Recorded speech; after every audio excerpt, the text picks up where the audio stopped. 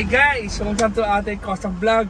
So today, another LC200 ang ipapakita ko sa inyo. Diba lagi natin na-feature yung high back?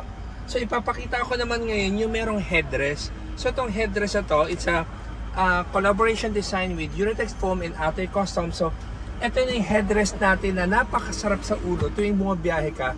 Sobra kang relax. Tapos ito, yung shoulder nito, ginawa namin ng mas mataba para pag sumandali ka, salong-salo yung shoulder mo. At the same time, yung stitches niya, napakaganda. We use genuine leather for this one.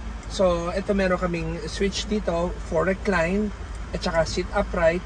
Tapos, niretain pa rin yung third row seats dyan sa likod. Tapos, itong armrest, sabi ko sa ibang video namin, mapapansin yung armrest namin, pa-iba-iba ang ginagawa namin. So, this one naman, ang request ng client is color beige yung laminated, ano niya, parang wood. So, ito yung ginawa namin. Pero with the center console, beige pa rin ang ginamit namin sa center console para iisa ang itsura.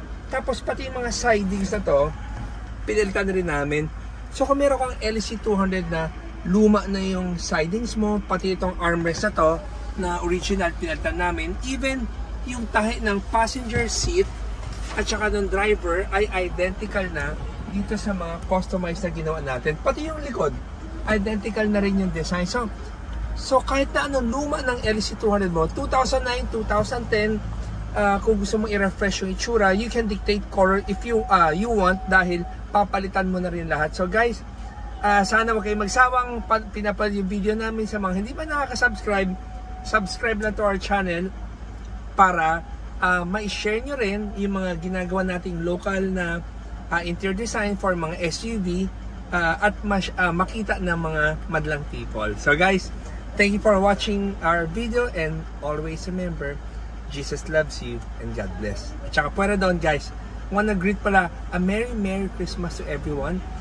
Everyday, like ko sinasabi, everyday is a blessing.